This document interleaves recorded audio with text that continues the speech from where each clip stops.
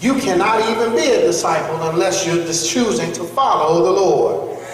Because disciple in its truest sense means follower. And the only way that you will keep your eyes on the Lord and understand where he is and what he has to say about the situations that come up in your life is if you have dedicated yourself to the study of his word. Because his word is a lamp unto our feet and a light unto our path. It illuminates the way so we might see exactly where he is leading us.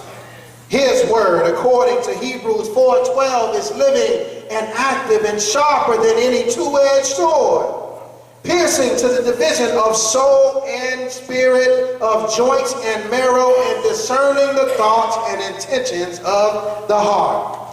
It clarifies roles. It clarifies responsibilities. It allows us to see ourselves and where we miss the mark of his spirit. His word is what allows us to maintain our focus when other things want to distract us from his intentions for our service. Listen, the Erie Insurance Group studied about 65,000 fatal crashes over a 2-year period between 2010 and 2011.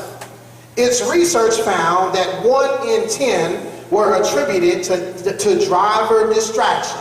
You know, playing on your cell phone while you're driving, talking on the telephone.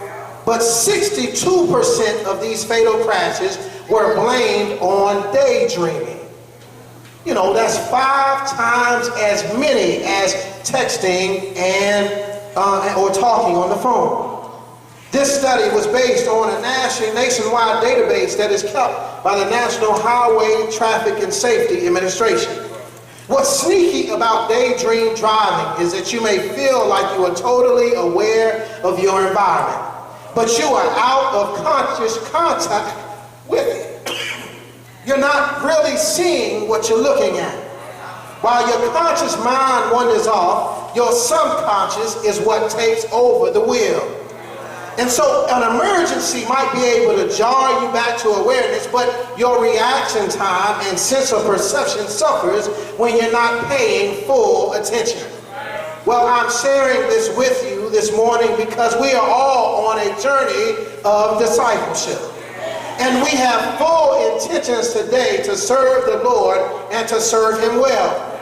But on our journey, there will be some times that our spiritual daydreaming may occur. We might feel totally aware of our environment, but be out of spiritual conscious contact with it, not recognizing what we are really looking at, and instead our spiritual minds wander off and other things take over the wheel. We do things like Fishing Sunday to bring us back into reality and stop us just from the day-to-day going through the motion. This is the Lord's way of bringing us back into focus as to what he truly has called us to.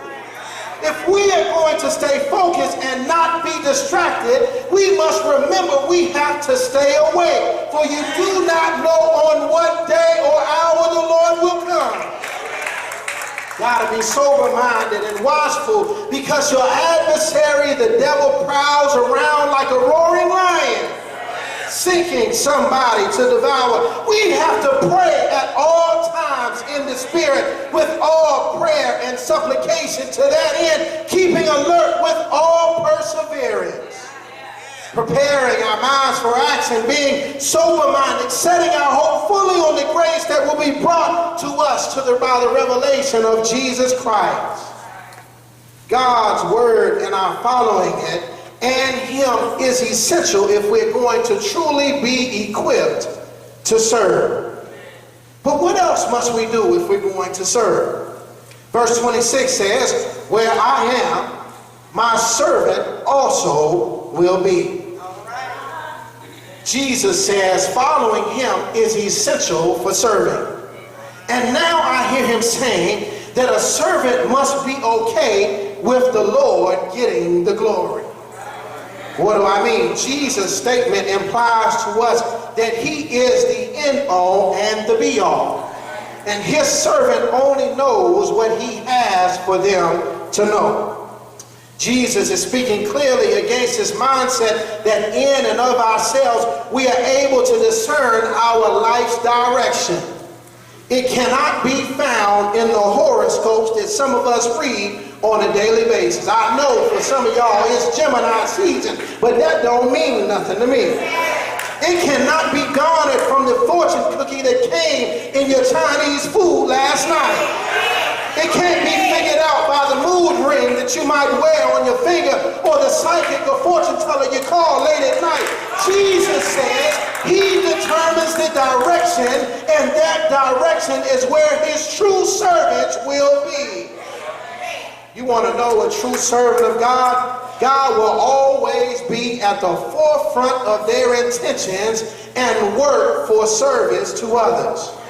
His word will be what justifies their decisions. His heart will dictate the way in which they do things. His glory will be what they as his servants are working for. It's not about them, but it's all about him.